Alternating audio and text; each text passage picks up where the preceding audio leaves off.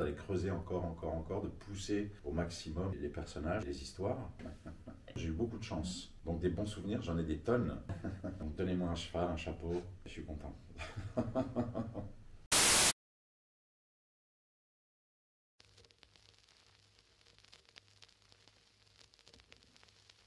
L'intérêt dans une série, concernant en tout cas, ne serait-ce déjà qu'un personnage, c'est qu'on peut creuser indéfiniment.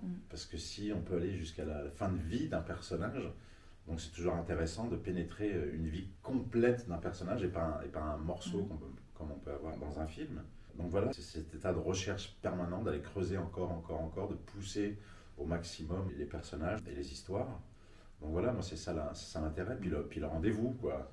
C'est vrai que c'est chouette puis que si on travaille avec une équipe avec laquelle on s'entend bien, en tout cas les partenaires, parce que les réalisateurs peuvent changer, mais c'est toujours des rendez-vous joyeux, quoi, quand une série se passe bien, quand il y a une belle interaction entre les uns et les autres. Du coup, on peut chercher ensemble, puis petit à petit s'investir aussi, parfois dans l'écriture, ce qui est intéressant. Donc c'est voilà, c'est ce principe de pouvoir creuser encore et encore sur et des histoires et des personnages.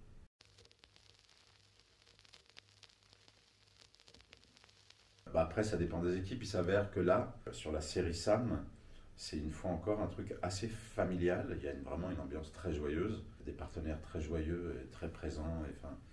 Donc non, l'intégration s'est faite très rapidement. Et il s'avère que c'était évidemment un sixième volet, une sixième saison, mais c'était la saison où tout avait changé, puisque les 6 premières saisons, il me semble, que se passaient dans les lycées de banlieue, etc., que là, tout avait déménagé un peu à la campagne, etc. Donc il y avait un renouveau. Moi, je suis arrivé dans ce renouveau-là. J'ai pas eu l'impression de prendre un bateau en route, mais de prendre un même bateau, mais qui démarrait d'un autre port, d'un autre endroit. Et l'intégration, je dis, s'est fait très rapidement.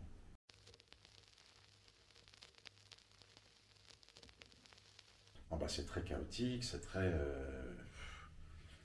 oui, c'est les montagnes russes, hein, dans ce personnage, dans sa relation avec Sam. Mais c'est très aimant. C'est ça qui est assez joli dans leur relation. Il y a plein de heurts, il y a plein de conflits, il y a de tout ce qu'on veut, de l'incompréhension, de tout ce qu'on veut, des engueulades en veux-tu, en voilà, des colères, hein, mais ça reste très aimant. Ils s'aiment profondément. Ils ont des caractères l'un et l'autre pas simples, qui s'entrechoquent très souvent, mais c'est aimant. C'est une vraie histoire d'amour entre eux. Donc c'est ça qui est joli. Elle est compliquée, elle n'est pas simple à mener, mais elle est bien réelle.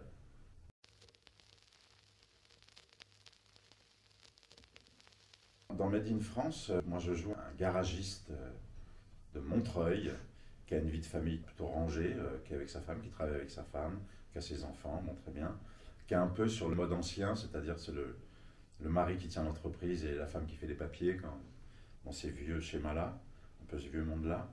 Mais tout tourne comme ça, tout marche très bien. Et cet homme va rencontrer malgré lui une femme qui est une cliente à la base, hein, et il va y avoir un crush.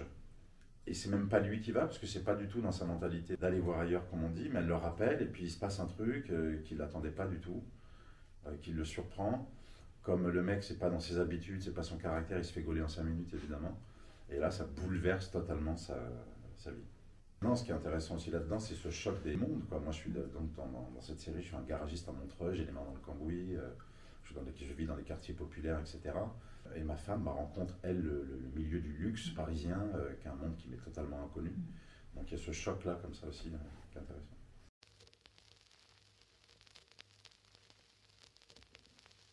Alors moi, je recherche rien à la base, c'est assez instinctif.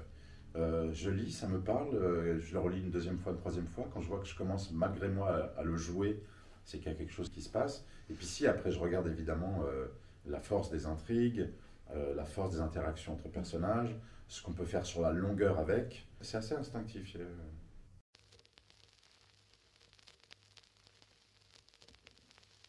Ça, j'en ai plein, moi, des bons souvenirs, parce que j'ai eu beaucoup de chance. J'ai rarement vécu des tournages horribles, compliqués, des violences entre les gens, des mésententes, etc. Mais j'ai eu beaucoup de chance. Donc des bons souvenirs, j'en ai des tonnes. Mais si je devais en ressortir un, c'est peut-être, oui, c'est peut-être sur Mafiosa, parce que j'ai rencontré beaucoup de gens qui sont devenus de vrais amis. J'ai rencontré plus en profondeur, parce que je la connaissais déjà, mais plus en profondeur, parce que j'y étais au quotidien pendant des mois et des mois, une culture qui m'a parlé. Donc voilà, peut-être peut-être ce que j'ai vécu et comment j'ai vécu la série Mafioso.